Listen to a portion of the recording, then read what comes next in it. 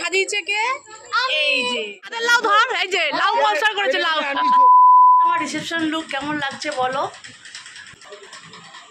আমার বর তো পুরো ঘেমে গেছে।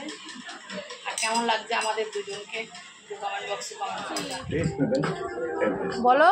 আমি লাল জুতো লাল জামা পরেছি, বলো কেমন হয়েছে ড্রেসটা আমার বলো। Hi guys. বদমাশ হয়ে গেছে তুমি, দেখি মুখটা, বদমাইশি মুখটা দেখি। তো নমস্কার বন্ধুরা, তোমাদের ব্লগগুলো কেমন লাগছে? আশা করি খুব ভালোই লাগছে বিয়ের ব্লগগুলো। আর এগুলো দেখো তোমার রিসেপশনের রাতের বেলা সব আমরা যাচ্ছি হচ্ছে বরের বাড়িতে। আমাদের সাজাগোজা করতে করতে অনেকটা রাতের হয়ে গেছিলো, বেজে গেছিলো রাত্রির 9টা। এদিকে তত্ত্ব নিয়ে সবাই ছেলে বাইরে অস্থির হয়ে পড়েছিল কখন বেরোবে। তো আমাদের মেয়েদের একটু শাস্তির সময় লেগে যায়, আর ওরা দেয় না আমাদের সময়। আর সব ছেলেগুলো দেখো দাঁড়িয়ে আছে, আর যারা দূর থেকে চলে এসে তারা কিন্তু সবাই রেডি হয়ে দাঁড়িয়ে আছে। আর কাছের ট্রেন বলতে কাছের মানুষগুলো হচ্ছে সবাই অধৈর্য হয়ে পড়েছে যে কখন বেরোবে। আর এইদিকে দেখো আমার মেয়ে তো নিয়ে দাঁড়িয়ে আছে, আর এদিকে দেখো বলে দিয়ে কি সুন্দর খরগোশ বানিয়েছে।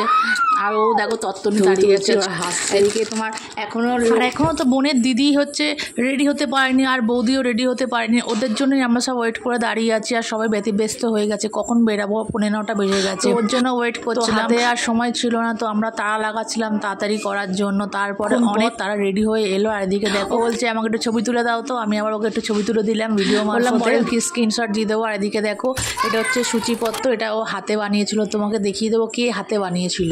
প্লাস্টিক দিসনি কেন? এরকম আটকানো আছে স্টিক দিয়ে।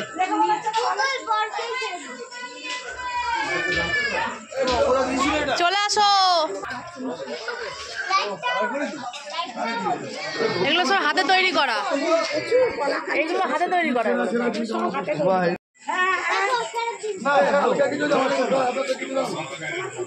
তত্ত্বগুলো সাজিয়েছে কে? এই যে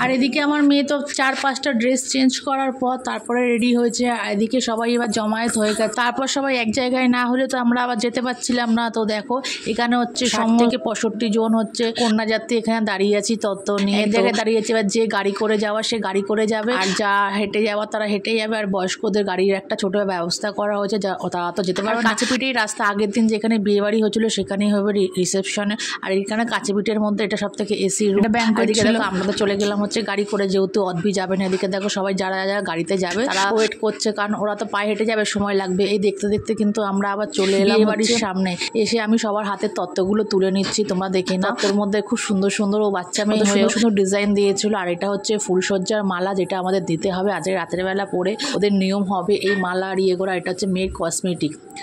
তো আমি আমার এই ভাইকে বললাম একটু নিচু করে দেখাও, তো ও আবার সেই মতনই দেখিয়ে দিল। আর আমি এবার পরপর যাচ্ছি হচ্ছে সবজি। এটা নিয়ে আমাদের অনেক কাণ্ড হয়ে গেছে, তোমরা শুনতেই পারবে আমার ভিডিওর মধ্যে। আর আমরা সেই বিয়ের বাড়ির সামনেটা এসে দাঁড়িয়ে জমায়েত হচ্ছে, কারণ হচ্ছে আরও কিছুজন হেঁটে আসছে, তো তাদের একটু সময় লাগছে। তাই জন্য আমরা বললাম যে একটা জায়গায় এসে দাঁড়াই, তো সবাই যখন এসে যাবে তখন আবার আস্তে আস্তে যাবো। আর সামনেই দিকটাই হচ্ছে বিয়ের বাড়ি। সেই ফাঁকে আমি আবার কি করলাম, সবার হাতে যেই যেই তত্ত্বগুলো আছে না তাদের আমি একটা ভিডিও করে নিলাম, স্মৃতিগুলোই থেকে যাবে, পরে দেখতে পারবো। আর এই হচ্ছে তোমার হচ্ছে সবজি আলা, দেখো সবজির কথাগুলো শোনো। এই যে লাউ মশলা করেছে, লাউ এইটা কিনে আনে এত বড় ওইটি বুড়ো লাউ জানো না, এত হেদে আসতে হবে। এই সাদের লাউ এসিতে সাজবে ওরা, আর কষ্ট করবে না। ও বহুত কষ্ট করে তুমি সাদের লাউ এনে আমাদেরই তো টানতে হয়েছে। এই যে লাউ মশলা, এটা তো আমার মা। ও এই মেয়েটা তো বলছে, এই মেয়েটা তো আমার মা, তোকে মেয়ে বলছে। তারপরে এরা 3 জন আসতেই তারপরে আমরা সব বেরিয়ে গেলাম হচ্ছে সামনেই হচ্ছে বিয়ের বাড়ি। এদিকে দেখো কতজন আমরা পেছনে, এদিকে নানান রকম কথা হচ্ছে আর হাসাহাসি হচ্ছে। আর আমরা সেই মতনই এগিয়ে যাচ্ছি। আমরা চলে এসেছি বিয়ের বাড়িতে। আর এই হচ্ছে সেই বিয়ের বাড়ি।